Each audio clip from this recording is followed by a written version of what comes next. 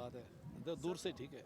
Sir आज जो वो विश्वास मत हासिल किया है नायब सिंह सैनी ने प्रदेश का मुख्यमंत्री बनने के बाद, अब इस पूरे जो घटनाक्रम हुआ, बदलाव हुआ, उसको किस तरीके से देखते हैं? आज विश्वास मत जो हासिल हुआ उसको लेकर क्या कहेंगे सर? देखिए, जो बदलाव हुआ है ये भारतीय जनता पार्टी की कार्य पद्धति का एक सहज हिस्सा है।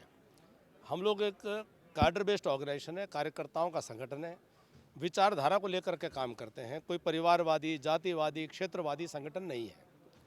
और एक कार्यकर्ता के नाते मनोहर लाल जी ने 9.5 वर्ष मुख्यमंत्री के तौर पर हरियाणा प्रदेश की सेवा करने का अनूठा काम किया है, अनुकरणीय काम किया है, सराहनीय काम किया है।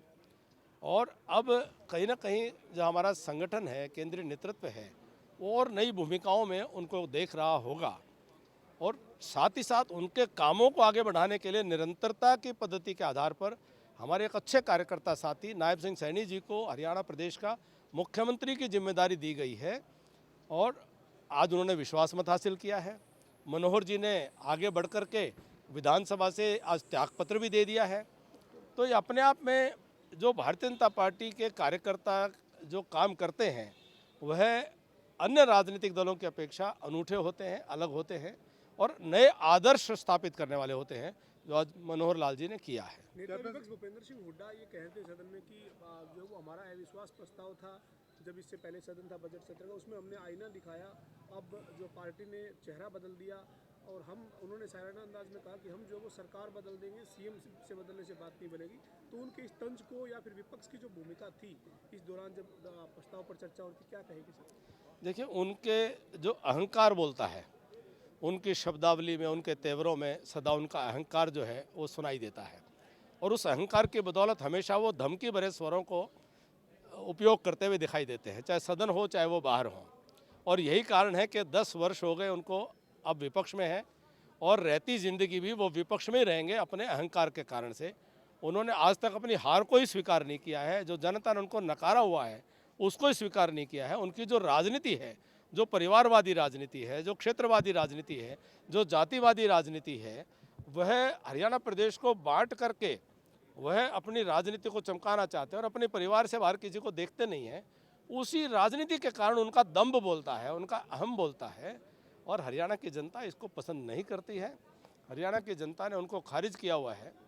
तो मैं समझता हूँ कि जो जिस प्रकार का उनका तेवर रहते हैं वह जनता देखती है और उसको नकारने का काम करती है। साहब, जिस तरीके से बदलाव हुआ है, क्या लगता नहीं आपकी नई सरकार के पास समय बहुत कम है, बहुत ज़्यादा नहीं है, 6 महीने का वक्त है। ये फैसला अगर होना था तो पहले हो जाता और सब कुछ ठीक चल रहा था, तो फिर मनोहर लाल जी को हटाने की जरूरत क्या पड़ी? सरकार नई है ही नहीं, सरकार भाजपा की है, 10 वर्षों से है। लीडर तो नया है।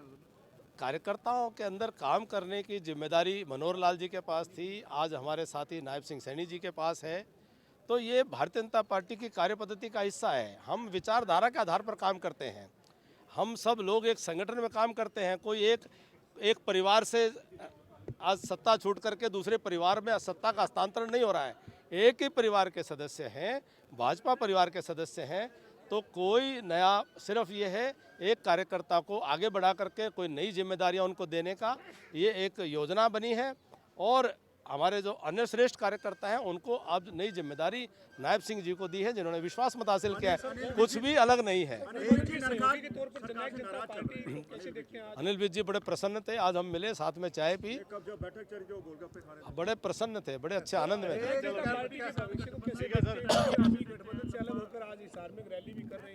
और जो वो 2024 में बड़ी तैयारी की बात की जा रही है, लेकिन आप कैसे देखते हैं उनकी भूमिका को? और जिस तरीके से गठबंधन टूटा, 4.5 साल तक चला और जिस तरीके से अलग अलग हुए, बहुत और भी अच्छा तरीका हो सकता था। आप बताएं, इससे अच्छा तरीका क्या हो सकता था? क्या अच्छा किया जा सकता था?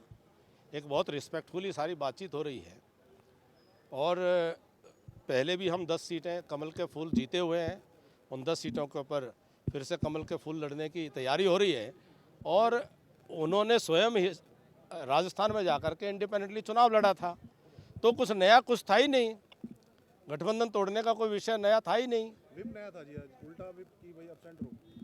अब ये जो भी विषय है इसका जवाब तो वो देंगे। कैप्टन साहब, आपने नई जिम्मेदारी की बात की है, कुछ नई जिम्मेदारी की चर्चा आपको लेकर भी है कि आप भी केंद्र में राजनीति करेंगे और लोकसभा चुनाव लड़ेंगे आप भी, और क्या मनोहर लाल भी लड़ेंगे चुनाव?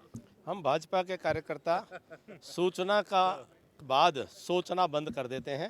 सूचना आएगी, आपके लिए जानकारी होगी, हमारे लिए सूचना होगी, और हम सब देश और समाज को समर्पित जीवन है, और तन समर्पित, मन समर्पित, और यह जीवन समर्पित। चाहता हूं देश की माटी तुझे कुछ और भी दूं। मैं 4.5 से कुछ साल से कुछ भी नहीं कर रहा था, तब भी मुस्कुरा रहा था।